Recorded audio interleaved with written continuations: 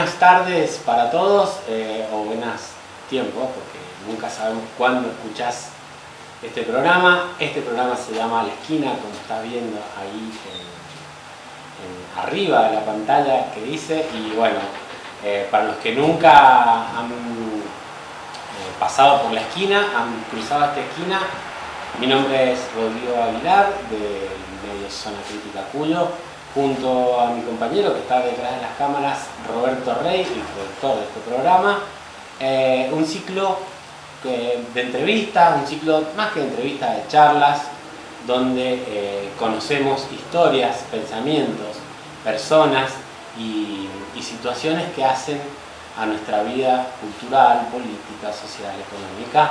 Y en el caso de hoy, en esta edición de La Esquina, estamos junto a Juan Carlos Nieva. ¿Cómo está, Juan Carlos? Bien, Yagi. ¿Y vos cómo estás? Bien, muy bien, muy bien. Un gusto de estar acá con vos en este momento. Juan Carlos, ahí va. Juan Carlos es sociólogo, es educador y vamos a avanzar para que se presente más él que es lo que es. Pero, Juan Carlos, hay algo que nosotros siempre hacemos también para presentar a nuestros invitados, que nos cuenten, de acuerdo al nombre del programa, sobre cuál es la esquina que ustedes elegirían, que vos elegirías para recordar en tu vida. Bueno, yo tengo muy presente la esquina del almacén de ramos generales de Capitán Montoya de San Rafael. Ajá. Una construcción muy grande sobre la ruta, que además tenía un sector de bar. Estamos hablando de ruta 40. No, la ruta 100 es la que va a San Rafael, la entrada de San Rafael, en las paredes. Y hay un sector de bar con metegol, billar, ahí donde aparcábamos las bicicletas. Bueno, nunca se perdían, no había problema. Ajá. Ahí empezamos a tomar cerveza, la primera vez en la pubertad. Ajá. Y nos juntábamos ahí, la muchachada, después del trabajo agrícola, porque es una zona rural urbana. Entonces era el punto de encuentro, la época de la gomina, ¿no? Claro. De la glostora. Juan Carlos, y vos ahí llegaste, digamos, al mundo de la sociedad. Y claro, y de ahí viajaba a la ciudad de San Rafael a estudiar después el secundario. Claro. No había secundario. Ahí hice solo la primaria, una primaria de aquella época. Bueno, yo tuve 3 maestros en toda la primaria. Y empezamos debajo un Damasco, porque todavía la escuela era la maestra y los docentes, y después unos árboles, y después hicieron ahí, adaptaron una casa de un contratista. Ajá. Y en segundo grado recién tuvimos un lugar techado. Era una casa de adobe, obviamente. Como verán, la temática de Juan Carlos discurre por lo educativo, porque nos olvidamos decirlo, pero lo vamos a mencionar muy claramente. El tema de hoy es la educación. Es la educación, ni más ni menos la educación, y Juan Carlos es como un experto en este tema, o alguien que sabe, o alguien que ha estudiado, y alguien que la ha practicado mucho. Juan Carlos, ¿tu profesión por dónde va, digamos, por tu carrera? Yo hice mi estudio secundario ahí en San Rafael en la escuela normal, entonces me recibí de maestro normal nacional. Ajá. Fue en el año 69, la última camada de ese sistema de formación docente, donde vos te recibías de maestro normal nacional en el secundario. Ya después pasó a ser de nivel superior. Como terminé el secundario, a la vez que me recibí de maestro normal nacional, luego emigré a Mendoza para estudiar sociología. Y ahí, en el año 70 ingresé a la Universidad de Cuyo durante la dictadura de Onganía, con exámenes muy selectivos. Ahí la lucha era por el ingreso irrestricto y esas cosas. Bueno, y entonces ingresé en el 70. Después te hicieron como unas vacaciones. Claro, 11 años de vacaciones con la dictadura de Videla. Te sacaron de la Claro, las vacaciones de Videla. Me expulsaron. O sea, el flaco Suárez habla de la beca Videla. Sí. Entonces yo tuve las vacaciones de Videla. 11 años, pero varios compañeros tuvieron forzosamente el exilio externo. Yo opté por el exilio interno. Entonces me fui a la montaña, al sur, y como tenía mi título de maestro normal nacional, me dediqué a la docencia rural. Siendo rural, en plena montaña, con los crianceros. Fue una de las mejores épocas en cuanto a afectos recibidos de la gente. Ahí tuve 11 años, hasta que pude reingresar y retomar la universidad.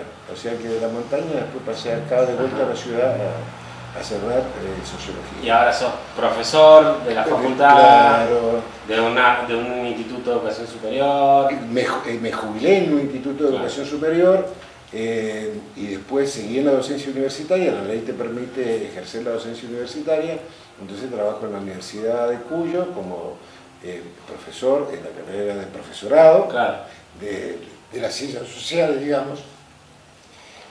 Y además como asesor académico en la Universidad de la Concagua, donde básicamente ahí mi fuerte es el armado, gestión y asesoramiento de carrera de posgrado.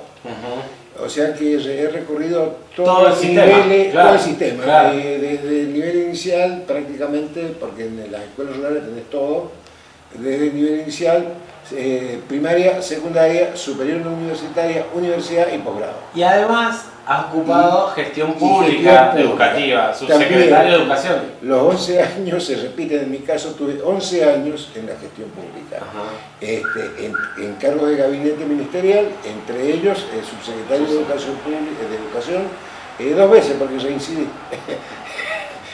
Y sobreviví a 5 gobernadores en esos 11 años de gestión. Bueno, como verán, es la persona indicada para hablar de esto, ¿no? Así que vamos a sumergirnos en esto que... hay algo que vos decís, Juan Carlos, que a mí me parece que es muy preciso y acertado para pensar, digamos, y para entrarle al tema educativo. Que es algo que nos atraviesa a todos, en todo momento de nuestra vida, y que incluso el periodo educativo nuestro, de los argentinos, vamos a decir, los que vivimos en esta sociedad, son muchísimos años, por ejemplo. Y 15 años la educación obligatoria. Pero además después, como padres, ¿no? Como madres, seguimos vinculados, y después hasta como abuelos, podemos seguir. ¿No? Claro. Entonces, digo, es algo que está en el núcleo de lo que sería la conciencia social y la manera de vivir en la sociedad. Y por eso muchas veces se encara este tema de la educación con la pregunta de ¿qué se busca? ¿Qué es lo que... ¿Para qué sirve ir a la escuela? Digamos, no es una cosa tan simple, pero que tiene muchas respuestas y vos tenés una mirada bastante completa sobre el tema. Una aclaración muy instrumental, si se quiere, pero viste que a veces usamos como sinónimo educación y escolarización. En realidad, lo que pasa en la modernidad en adelante y en la modernidad avanzada y en la época actual, y pareciera que no hay otra cosa que lo reemplace a la vista, la educación está monopolizada por lo que serían los sistemas formales, o sea que la sociedad estaría atravesada por la escolarización. Además de la educación, porque la educación es lo más amplio, pero la escolarización, o sea, el asistir a instituciones especializadas creadas a tal efecto con personas profesionales que se dedican que asumen esa actividad, porque la escolarización sería, digamos, el formato que toma la educación institucionalizada. Porque podríamos distinguirla, para hacer esta distinción que vos decís, por ejemplo, la familia hay educación. Claro, pero hay otro agente educativo, no solamente la escuela. Exactamente. La iglesia, los medios de comunicación, internet. Claro. Ahí hay sistema hay educación, hay acción educativa. Hay un proceso educativo. Hay acción educativa. Pero no todo es escolarización. Bien. Pero lo que la sociedad reconoce, o sea, lo que se llaman las credenciales, las certificaciones, lo que habilita, lo que no habilita, es la escolarización. O sea, vos sos abogado, sí, hiciste la carrera de abogacía, por más que hayas estudiado Derecho por YouTube. Bueno, y la pregunta entonces empieza por ahí, porque hay ahí como una especie, no sé si sería la palabra, pero como una competencia sobre el sujeto, ¿no? Es decir, entre el sistema escolarizado institucional y los medios. ¿Quién forma los sujetos? Si los forma el sistema escolarizado o los otros agentes educativos. O sea, hay una competencia entre... Hubo un momento en la modernidad temprana y en la modernidad clásica, digamos, donde la hegemonía del aparato educativo, del sistema educativo, era indiscutible y era hegemónica. Y compartía de un modo muy complementario, digamos, con la familia y la iglesia, como grandes agentes educativos. Bien. ¿Sí? Hoy día han aparecido fuertemente otros agentes educativos que compiten de un modo preocupante con la socialización que realizaban estos dispositivos, o sea que es los medios e internet, digamos, y todo esto, porque aparecen otros consumos, donde ya no están manejados desde la oferta, o sea, desde quien arma, porque antes la familia definía y direccionaba hacia dónde. El proceso educativo. La iglesia a su manera, sí. Y el sistema educativo también. En cambio, hoy día hay como una declinación de estas agencias socializadoras hacia familia, iglesia, sistema, y que estaban armados desde la oferta, desde una intencionalidad, aunque no se explicitaba. A veces sí, a veces no se estaba muy claro, porque uno dice, voy a la escuela para aprender a leer y escribir, pero yo iba a la escuela para hacer otras cosas, que era lo que se llamaba el currículum oculto, lo que no eran los programas, los contenidos explícitos. Y a veces lo que más recuerda a las personas después, y lo que más las marca, es eso. Claro. ¿Qué es lo que ahora en la agenda educativa algunos autores, algunos pensadores, están planteando con una tecnología específica que sería como tema de agenda las políticas de subjetividad? Porque generalmente en esto de este monstruo del sistema educativo, que yo lo defiendo, considero que tiene defectos y que es mejorable y que merece crítica, pero me parece que ha contribuido, digamos, a democratizar de alguna manera la sociedad. Es una conquista de la ciudadanía. Es una conquista de la ciudadanía, una conquista histórica. Y ha generado desigualdades y ha reproducido desigualdades, pero también ha generado igualdades. Pensemos en las mujeres.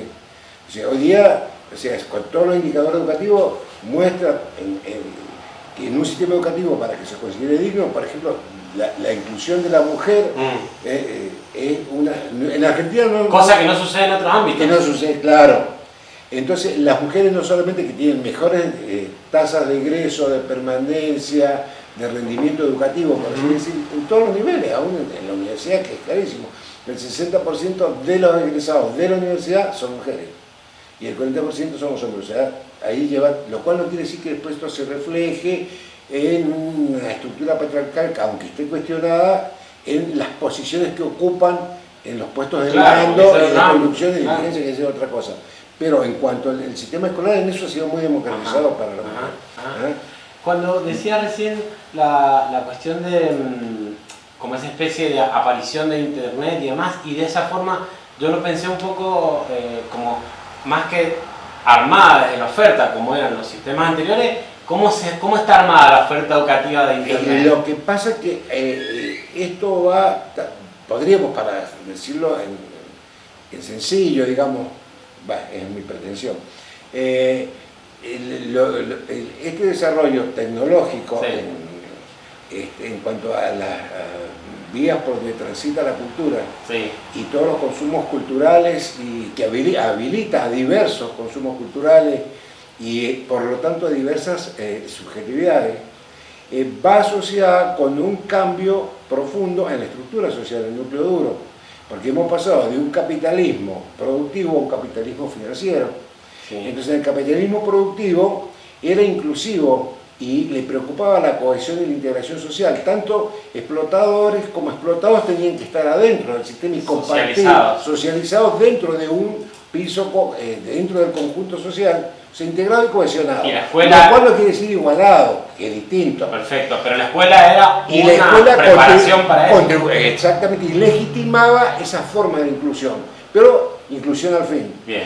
El problema que en el capitalismo financiero hay perdedores y ganadores y perdedores, y los perdedores no se los necesita adentro. Excluidos. Entonces aparecen los síntomas de disolución social, de falta de cohesión, de déficit de socialización o de dispersión en la socialización, porque no hay una intencionalidad ni una necesidad de la dinámica del sistema productivo y la estructura social de integrar y cohesionar.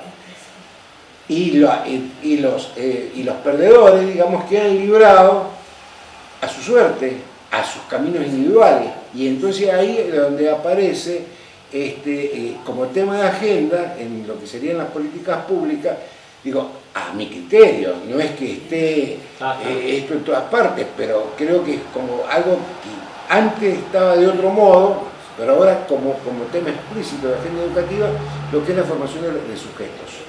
Porque antes lo que más se buscaba, más que todo uno lo podría hacer esta metáfora. O sea, en el medioevo al poder le interesaba manejar territorio. En la modernidad, manejar, cohesionar y gobernar poblaciones. En cambio, en la modernidad tardía o posmodernidad, es formación de sujetos, es lo que está en juego. Ahora, porque ya la cohesión social va asociada a la exclusión y a la marginalidad. Entonces no todos están en la misma dinámica formativa o de formación de subjetividad. Claro. Y no participan del mismo proceso. Entonces hay procesos divergentes. Se desenganchan. Se desenganchan, claro. Y a su vez, no es que no aparecen respuestas diferentes, digamos. A ver, la formación de la subjetividad siempre estuvo presente, a eso lo puedo decir en forma sintética, pero asumía distintas formas. Y actualmente vos tendrías como tres formas. Antes de pasar a eso, vamos a explicar, formar subjetividad es formar ¿en qué? Ahí viene el problema del sentido. Entonces aparece como central el para qué. Exacto. Esto que antes sonaba naftalina, porque antes sí, en la modernidad temprana, estaba muy explícito el tema de los fines de la educación, digamos una expresión, si se quiere, arcaica o muy asociada a algo clásico y, si se quiere, anticuado. Por eso digo, cuando lo era naftalina. Pero el tema de los fines de la educación vuelven, creo ahora, a estar, o deben estar en discusión y deben ser explicitados, porque tenemos una dinámica social y una atmósfera cultural que muestra evidentes signos de pérdida de cohesión, de disolución de lo social. Entonces aparece lo social y lo subjetivo como cosas que pueden darse separadas. Claro. Pero lo subjetivo no puede darse en el vacío, se da siempre en lo social. El tema es quién maneja lo social. Las agencias que producen como mercancía y hacen circular como productos a la carta los consumos culturales, los productos culturales, hay un acuerdo, un consenso en cuanto al sentido y el contenido de esta subjetividad. Entonces, porque esto nos lleva a la dimensión de lo que serían los valores y las actitudes. Nosotros tenemos subjetividades individualistas, asociales, que se dan. Se pueden observar. Esa es la característica epocal. Una de las características epocal. A la vez, y coexisten, cohesiones fundamentalistas. Algunas religiones. Religiones cerradas, sectas, grupos violentos, la nueva derecha, las famosas tribus. O sea, que de algún modo la sociedad siempre va a generar, o la dinámica social, la sociohistórica va a generar de alguna manera una respuesta, porque la subjetividad no se forma en el vacío. No existen los individuos. Claro, asociales, claro. No sociales, claro. Son una producción social. Exacto. El tema es que eso es una sociedad que con signos de anomia, de disolución, claro. De donde está en juego el vivir juntos, donde está en juego la convivencia, donde está en juego ciertas pautas mínimas de coexistencia. Lo que alguien dijo, el acuerdo democrático, te dicen por otro lado desde el punto de vista específico de la política. Entonces, por todos lados lo podés ver. Hay un periodista que le dice a las redes sociales, le dice las redes antisociales. Claro, porque porque no hay un zócalo común además. El tema, lo que está en discusión, según un pensador importante, Duet, francés, porque lo que yo estaba planteando lo desarrolla, lo reflexiona y lo ha expuesto Juan Carlos Tedesco en Argentina, el que yo he encontrado por lo menos. Pero no es único esto en Argentina. Duet, un sociólogo francés, y otros como Lair y demás, que son seguidores de algunos de ellos, de Bourdieu, grandes personajes,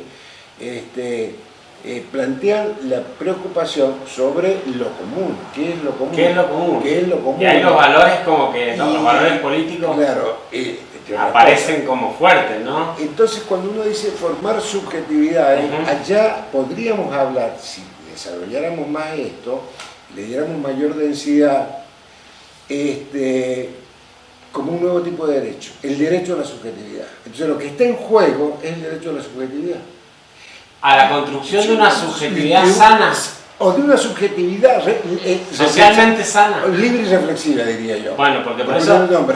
Que permita la armonía social. Por eso, pero vos ponés ejemplos que están buenos. La convivencia social. La convivencia, la justicia. Exactamente. Bueno, hoy en la Argentina. Entonces cuando hablamos de formar subjetividades, no. Entonces ya entramos en el plano de valores y de actitud y de tipo de prácticas humanas deseables. Entonces ahí tendríamos que decir, ¿qué valores? Entonces, nosotros queremos una sociedad justa, que la escolarización contribuya, que el sistema educativo, que la educación contribuya, no que lo resuelva, pero que aporte a una sociedad justa, más justa. Sí. Ahora bien, pero eso significa formar subjetividades que valoren la justicia. Porque mucha gente dice que no acuerda con la injusticia, pero luego cuando tiene que resolver a nivel individual, toma decisiones que no van en línea con la justicia. Por ejemplo, muchos defienden la escuela pública, pero a la hora de mandar a su hijo, no mandan a la escuela privada. O sea, a nivel general se proclama un principio que colisiona con las decisiones individuales, entonces hay una disociación entre lo que a veces se predica y lo que se practica. Por eso hablo de valores y actitudes.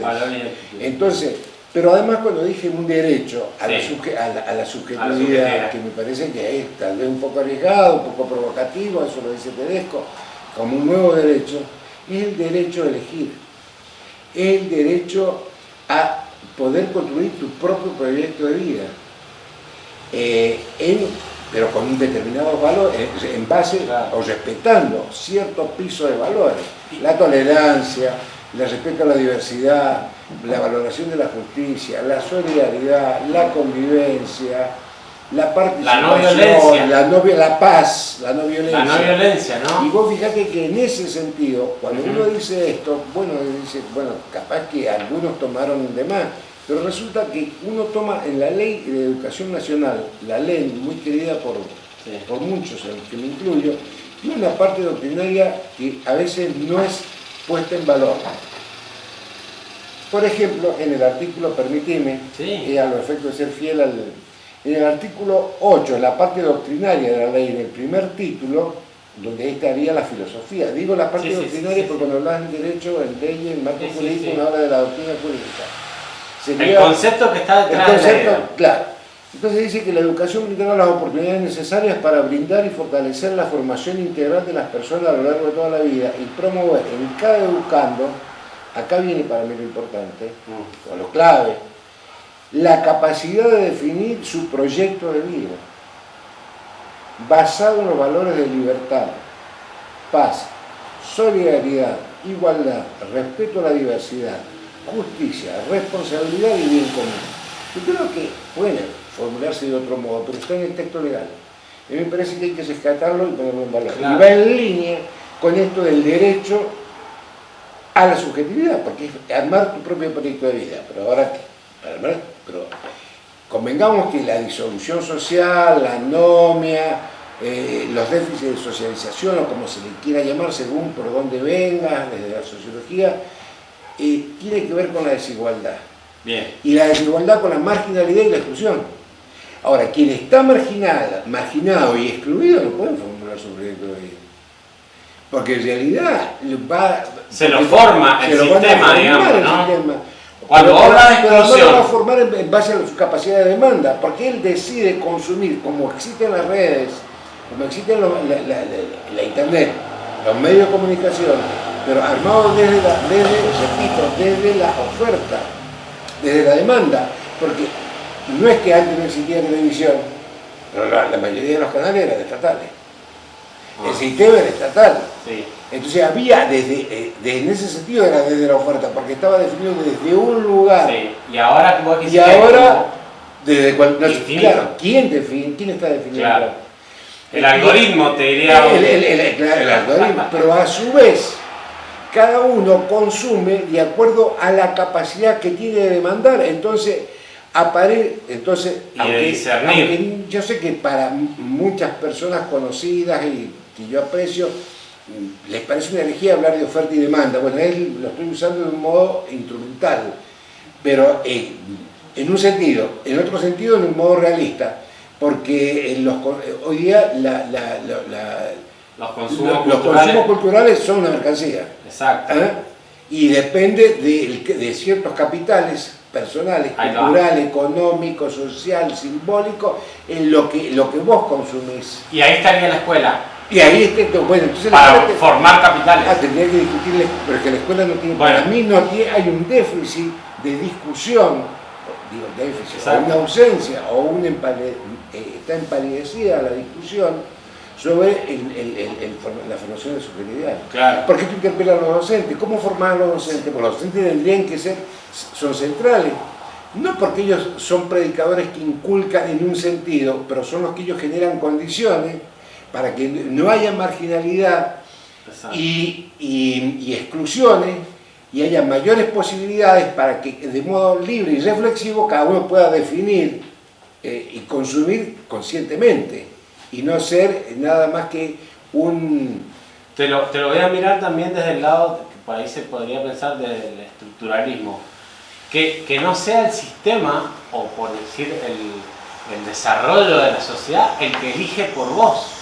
Porque, digo, cuando se produce el fenómeno de la marginalidad, de la exclusión y demás, en definitiva, son las condiciones estructurales las que te están llevando a un lugar donde no podés elegir el proyecto de vida. Las condiciones sociohistóricas. Exactamente, y te llevan a que te imponen las condiciones de vida que son bastante... Que además no están discutidas. Exactamente. Ni están explicitadas. Por eso la escuela sería el ámbito donde... Ahora bien, entonces acá nos lleva a plantear algo que es controvertido. Una escuela contracultural. A ver, ¿cómo sería? Claro, porque siempre... Si la cultura es... Claro, si afuera viva, cunde, digamos, o garpa, como dice la muchachada, el individualismo, el yo, en la escuela dirá, pero importa la solidaridad, importa la justicia. Contracultural. Contracultural. Porque vos no vas a festejar el egoísmo, el individualismo, el sálvese quien pueda. Vos vas a plantear, importa la justicia, es condenable la injusticia. Qué desafío para los docentes. Claro, pero entonces, ¿y por qué no? Porque las agencias que manejan a nivel mundial, en esta época de globalización, que miden y evalúan y desde ahí presionan la orientación general de los sistemas educativos a nivel mundial, miden lengua y matemática. Ahí ahí quería ir. Pero no miden si los chicos son justos, solidarios, si tienen capacidad de reflexiva, si pueden plantearse alternativas para armar su vida, si saben sopesar medios fines. Eso se evalúa. ¿Cuántos se parecen a un ordenador? Más. Pero pará, ahí te lo voy a plantear. La política de subjetividad me parece... Te lo quiero plantear, pero te lo quiero plantear desde un caso reciente y cercano. En Mendoza, cuando se gana el gobierno de Cornejo, en 2016, traen, por decirlo así, importan y quieren crear una supuesta revolución educativa porque iba contra el fracaso de la escuela y demás, y lo hicieron con técnicos, cosas muy traídas de la usina de pensamiento del PRO en Buenos Aires. El emprendedurismo. Y en definitiva, cuando uno le sacaba toda la hojarasca, lo que quedaba era que te decían, no, bueno, lo que falta son horas de lengua y matemática, lo que falta es que manejen la computadora, que manejen el inglés, que manejen esto, las cosas prácticas. Y todo lo que es en las ciencias sociales aparece como una especie de palabrerío que ocupa lugar, ocupa tiempo, y la verdad que ¿para qué sirve? La pregunta no. Y fueron por ahí. Y yo lo que reflexiono es que lo que vos decís es precisamente, ahí está la batalla cultural que le dicen, ¿no? Claro. Adentro de la escuela. La escuela fue contracultural. O sea, nos guste o no nos guste. Cuando impuso, con la ley 1420, celebrada por todos... La universalidad, por ejemplo. Pero impuso la cultura occidental y ocultó y tapó, aplastó la cultura de los pueblos originarios. O sea, fue contracultural. Y además, si los inmigrantes hablaban italiano o dialectos italianos o dialectos de la península española, era castellano. Además se llamaba castellano. De Castilla. De Castilla, reino de Castilla. Claro, o sea, la escuela lo fue. Además impuso la adhesión al Estado Nacional, lo cual, bueno, cada uno puede tener su posición, pero la impuso la adhesión a sus símbolos, a sus rituales, etcétera, etcétera. O sea, y no es que habían piquetes y corte de calle pidiendo la adhesión a los símbolos nacionales, nadie lo pidió. Fue una imposición y formó ciudadanía, nacionalidad, identidad nacional, argentinidad, y lo hizo en un puñadito de décadas, en 2 o 3 décadas lo hizo, cuando se dice que el sistema fue exitoso, yo creo que uno de los éxitos fueron eso. Porque era selectivo, segmentaba, legitimaba, elitista, segmentaba posiciones, legitimaba posiciones, etcétera. Bueno, según las ondas, había clericales y liberales y fue una lucha que a veces empató, a veces hegemonizó uno, a veces otro.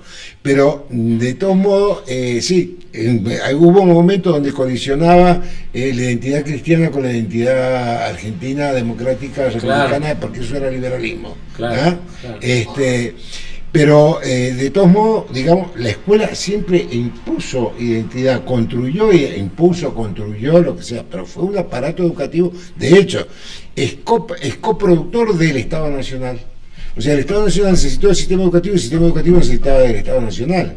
Digamos, hay como una simbiosis y jugaron en partida doble para ambos sentidos, o sea, se retroalimentaron. La misma modernidad, o sea, la racionalidad moderna, frente a la tradición del antiguo régimen, digamos, fue superada por la escolarización. Hablando de simbiosis, recién entraste en un tema que la verdad que es apasionante para poder pensarlo también desde una forma simbiótica entre lo que voy a intentar explicarme en cuanto a la desigualdad y cómo vos sostenés que la permanencia en la escuela, en los sistemas escolarizados, aumenta las posibilidades del sujeto y aumenta su capacidad de integración social y contribuye a fortalecer todo ese proceso. Y lo contrario, la desigualdad en el acceso a la escolaridad reproduce también la desigualdad social. Claro, porque el sistema educativo, esto podríamos ubicarlo relación sistema educativo y estructura social, ¿cierto? Como qué relación hay entre el sistema educativo y la sociedad, la estructura social. Y tiene una relación contradictoria. El sistema educativo es contradictorio en sí mismo porque predica la emancipación, la libertad, la igualdad, ¿sí? Pero a su vez es un sistema altamente estructurado donde programa, tradicionalmente hablando, ¿no? Cada vez esto está en discusión, pero la vida adentro de la institución escolar, o sea, la forma escolar es hiperestructurada. O sea, que el sistema educativo es contradictorio en sí mismo. Tiene una relación contradictoria con la sociedad, y esa sociedad también es contradictoria, porque en esa sociedad, por lo menos la heredada de la modernidad, digamos, hoy día está en discusión todo, levanta la libertad, bueno, quienes levantan la libertad y la república son los que boicotean la república, por ejemplo. O sea, una cuestión bastante esquizofrénica. Pero, o sea que, para sintetizar, uno puede decir que el sistema educativo es contradictorio porque hace cosas que se niegan a veces mutuamente, ¿sí? Tiene una relación contradictoria con la sociedad porque contribuye a democratizar la sociedad, pero a su vez legitima las desigualdades que hay en la sociedad. ¿Cómo? Porque certifica y a través de la ideología meritocrática y de la igualdad de oportunidades y posibilidades, ¿sí? De la escuela, ideales fuertes de la escuela republicana, si vos te quedás en tal posición es por lo que vos hiciste. ¿Y quién certifica tu trayectoria? La escuela. Y en la valoración social que tienen las credenciales, las certificaciones educativas, sí, te ubican en un lugar o en otro.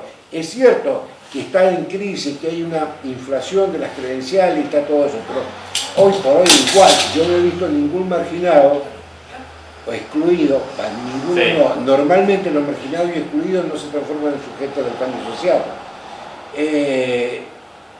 Está bien. Estamos, por ejemplo, y generalmente los que hacen la crítica y plantean un cambio social suelen ser los sectores escolarizados.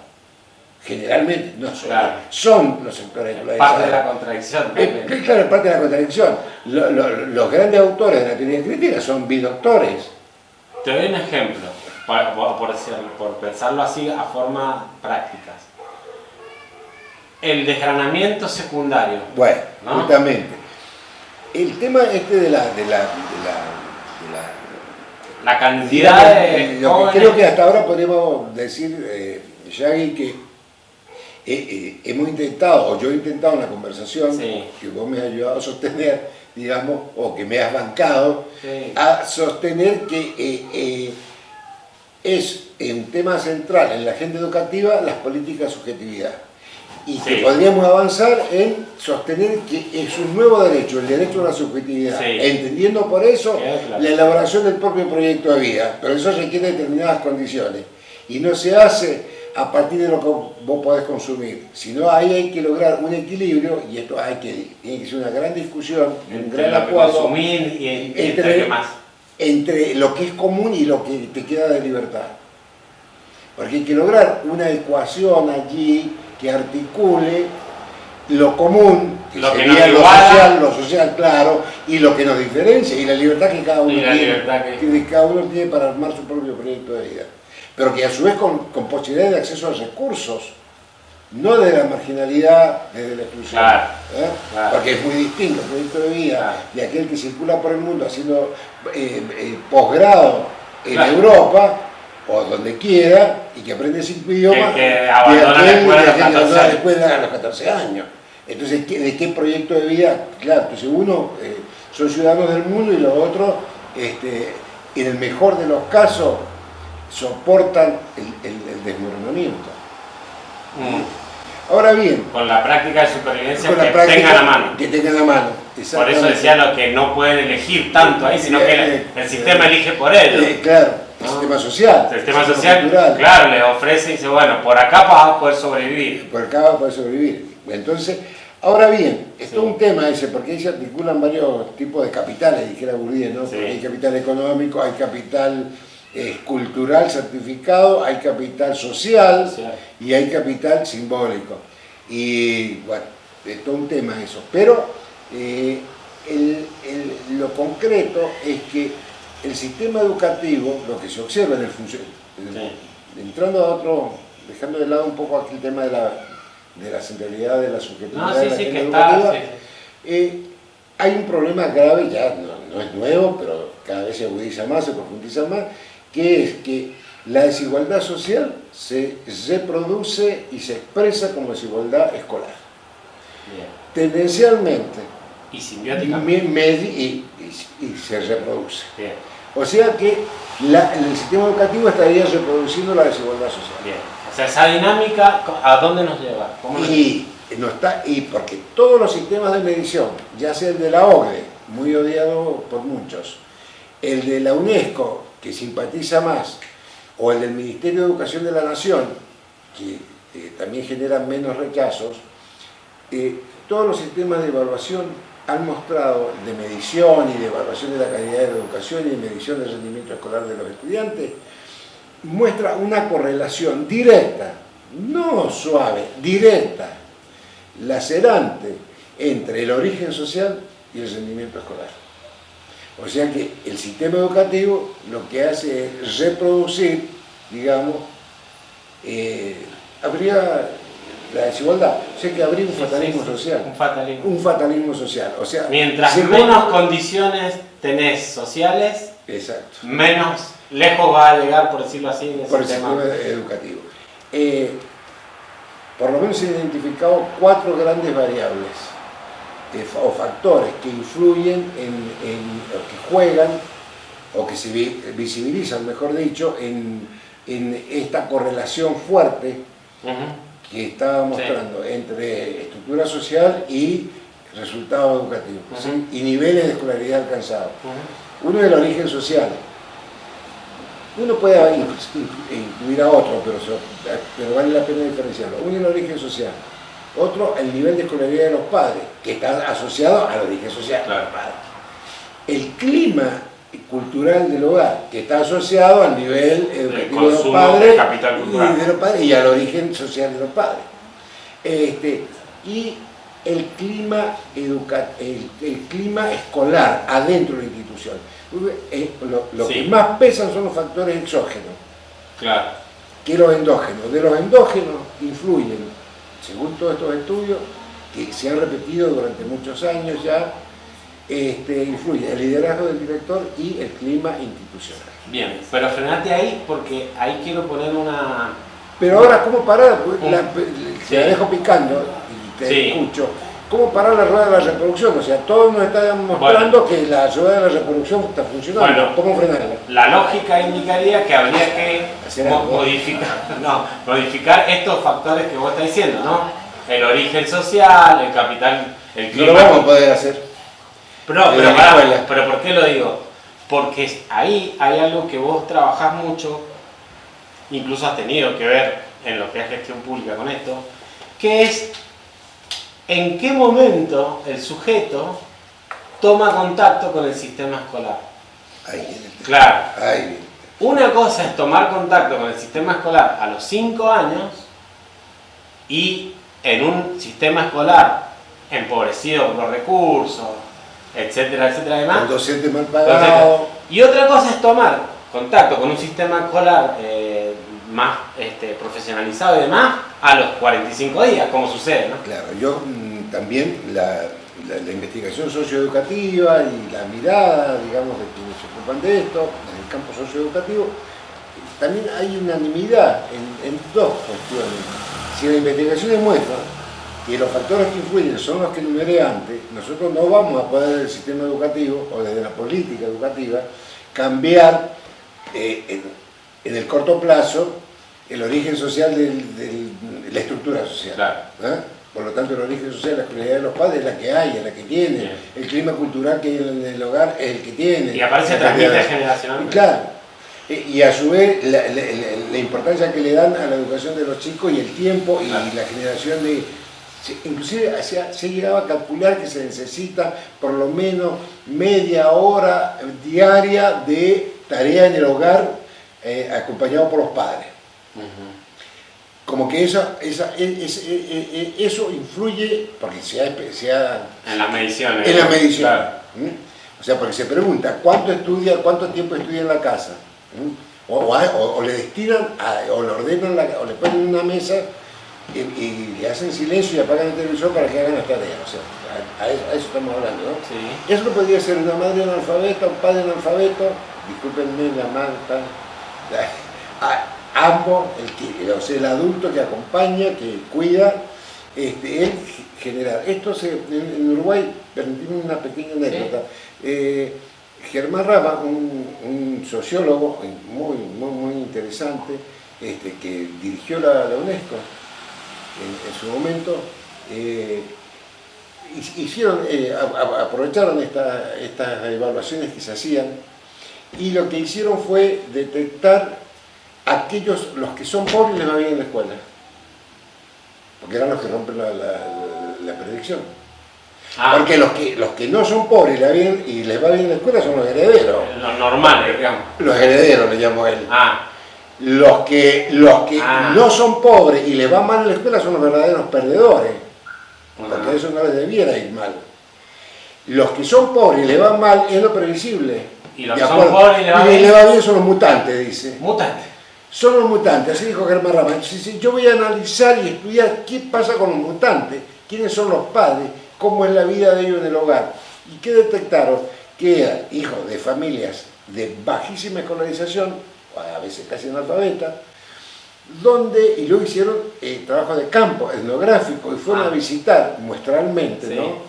Esa familia, y lo que detectaron que la madre se ponía a planchar con una plancha de brasas en el campo, y la nena, la hija, a hacer las tareas, y ella no entendía nada. Lo que ella hacía, le planchaba de paso las hojas del cuaderno para que quedara más bonito.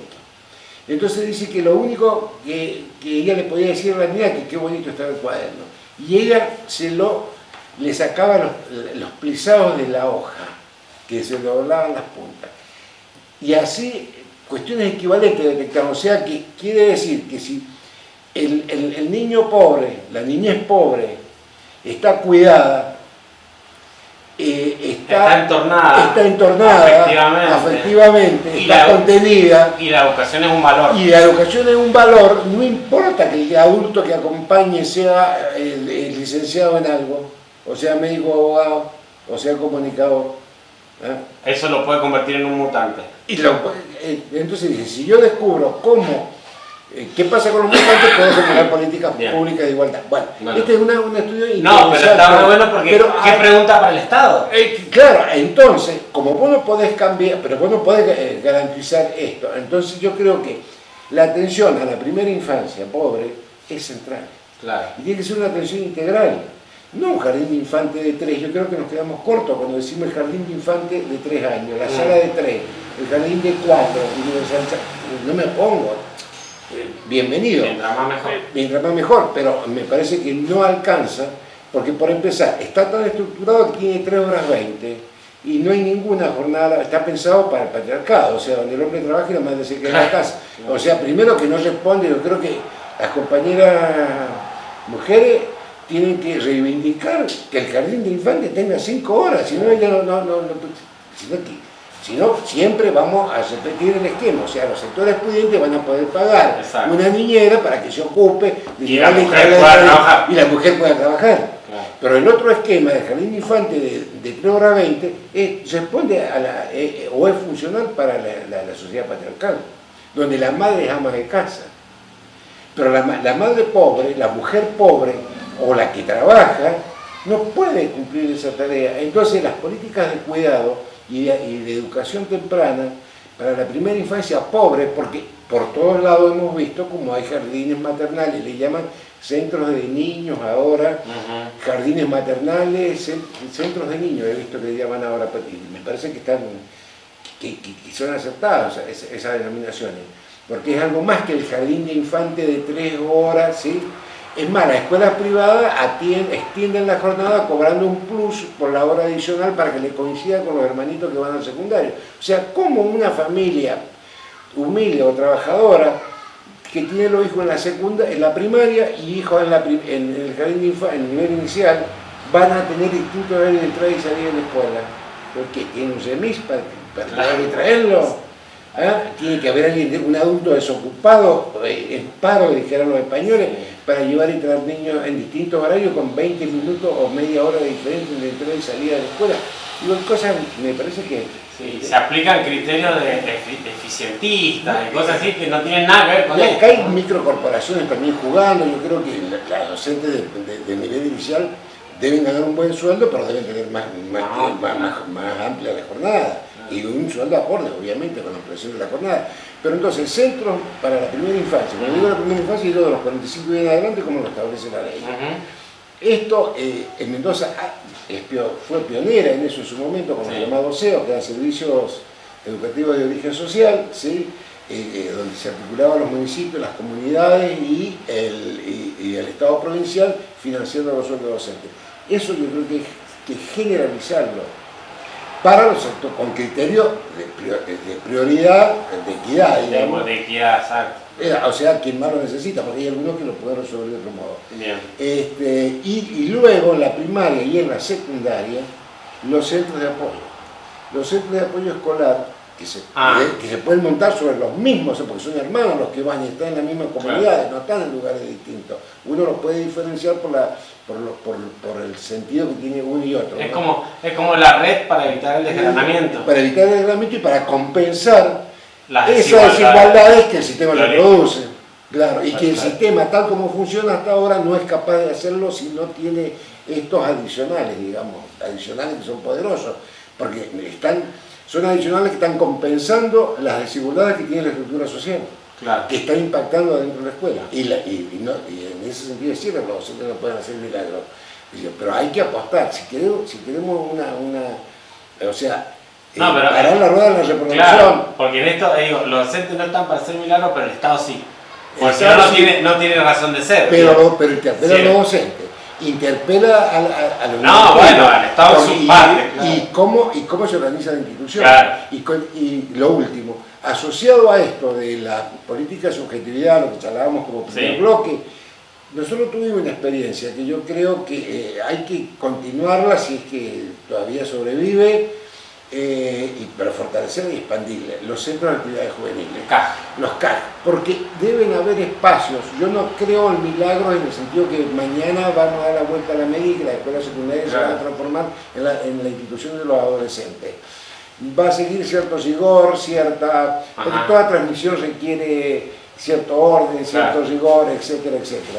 Pero creo que no puede estar ahogada la subjetividad, la cultura juvenil, los intereses de los adolescentes, el protagonismo, su participación. Deben haber espacios para la vida de los jóvenes, de los adolescentes. Claro. Y ahí está, las políticas de subjetividad van muy asociadas a esto. Porque es generar experiencias, no transmitir contenido, no es dar un discurso de justicia, o de paz, o de tolerancia. Sino experimentar la justicia. Vivir la justicia. Bien. Proyecto de justicia, proyecto de paz, proyecto de solidaridad, proyecto de convivencia. Me parece genial ese pie porque me das pie para la última pregunta, o el último tema que me gustaría que abordaras, que tiene que ver con un poco esto, que te adelantaste. Vinieron y nos dijeron Finlandia y la revolución. Finlandia.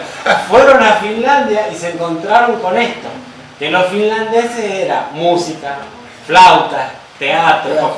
La orquesta juvenil en Argentina. Lo que estaban atacando, los que acá decían Finlandia, llegaron allá y era así. Claro. ¿Por qué? Y a esto voy, Juan Carlos. Sí. Vos me decías, la escuela es el aula es una microsociedad. Es una microsociedad. Y ahí debe vivirse la justicia, vivenciarse la justicia. Y en estos tiempos donde la sociedad... Porque afuera de la escuela, lo que ve es otra cosa. Por eso es contracultural. Claro. Porque ahí tienes que fabricar de alguna... Porque la escuela es un ambiente artificial, no es una continuidad de la sociedad. De la naturaleza. Ni de lo social. Es un ambiente artificial. Un laboratorio. Claro, y en ese ambiente artificial vos podés generar experiencias de justicia, de solidaridad, de convivencia, de diversidad, de expresión, de participación, que no abundan afuera, pero sí pueden estar en la escuela.